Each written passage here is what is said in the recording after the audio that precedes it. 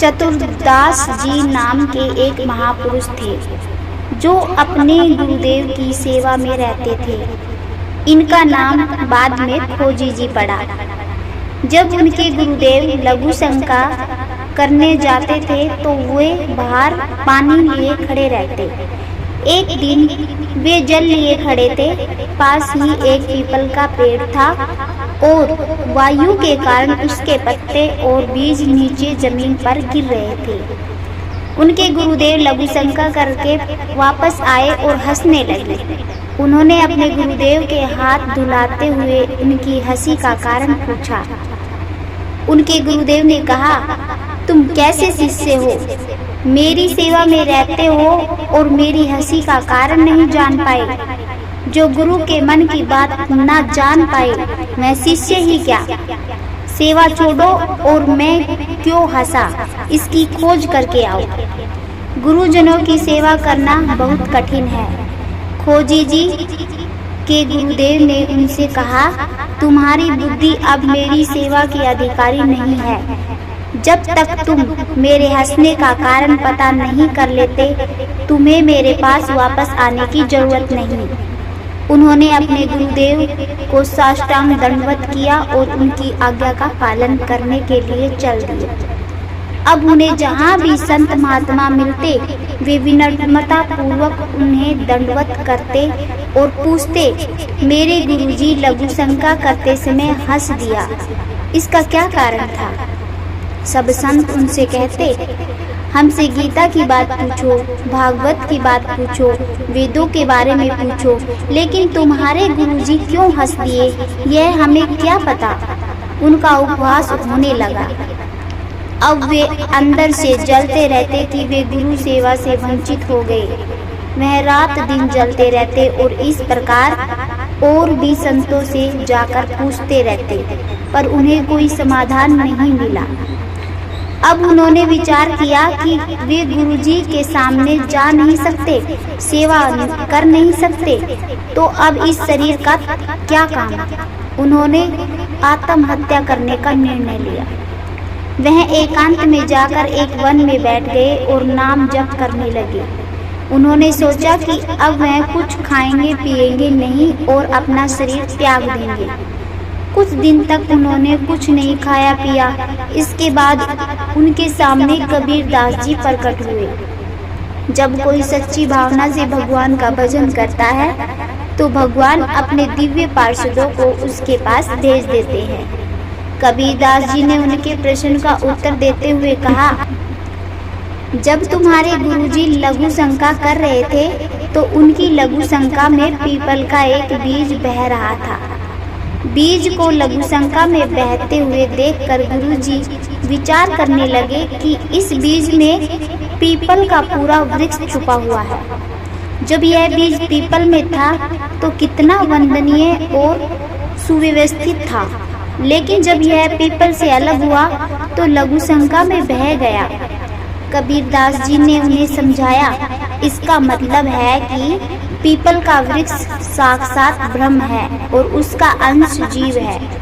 जीव जब अविद्या के कारण ब्रह्म से अलग हो जाता है तो आसक्त होकर मल मूत्र के द्वारों में बह जाता है। अगर वह ब्रह्म से जुड़ा रहे तो वह ब्रह्म में और पूजनीय हो जाता है। जब जीव ब्रह्म से अलग हो जाता है तो मल मूत्र के शरीर में आसक्त होकर मल मूत्र के द्वारों को भोगने में पूरा जीवन नष्ट कर देता है। जीव जब प्रभु से विमुख हो जाता है तो उसकी यही दुर्गति होती है। जैसे पीपल के वृक्ष से वह बीज जब तक अलग हो गया तो लघु शंका के प्रवाह में बह गया, वरना उसमें एक महान वृक्ष छुपा हुआ था। ऐसे ही जीव जब भगवान से विमुख हो जाता है तो वह मल मूत्र के द्वारों के सुखों में बहने लगता है। खोजी जी ने कहा, अरे मेरे गुरुजी के हंसने का इतना गूढ़ रहस्य था। अब खोजी जी का संशय मिट गया। वे अपने गुरुदेव के पास गए और उन्हें साष्टांग दंडवत किया। उन्होंने बताया कि कबीरदास जी ने उन्हें उनके प्रश्न का उत्तर दे दिया। उनके गुरुदेव मुस्कुराए और उन्होंने कहा, एक प्रश्न ने तुम्हें सिद्ध बना दिया। अब आज से तुम हमारे समान सिद्ध हो गए हो। आज से तुम मेरे मन की सब बातें जान लोगे। खोजी जी के गुरुदेव भगवान चिंतन परायण रहते थे। जब उनका अंतिम समय आया, उन्होंने 1 घंटा बांध दिया और अपने शिष्यों से कहा कि जब उनका मोक्ष हो जाएगा तो घंटा अपने आप बज जाएगा।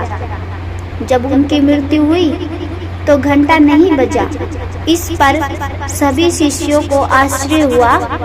जब शिष्यों को यह चिंता होने लगी कि क्या उनके गुरुदेव की सद्गति नहीं हुई, खोजी जी उस समय भ्रमण पर गए थे।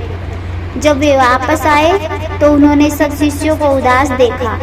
उन्होंने खोजी जी को सब कुछ बताया। खोजी जी ने उनसे पूछा, गुरुदेव का शरीर कहाँ छूटा? सबने उन्हें बताया कि उनके गुरुदेव का शरीर आम के पेड़ के नीचे छूटा था।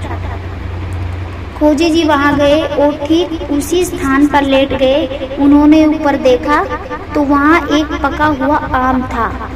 उन्होंने उस आम को तोड़ा और जैसे ही उस आम को चीरा तो उसमें से एक कीड़ा निकला और उसकी तुरंत मृत्यु हो गई। तब घंटा बज गया। उन्होंने सबको बताया कि गुरुदेव ने अपने अंतिम समय में पका हुआ आम देखा और मृत्यु के समय उनका मन पके हुए आम में फंस गया और उन्होंने एक कीड़े का जन्म लेना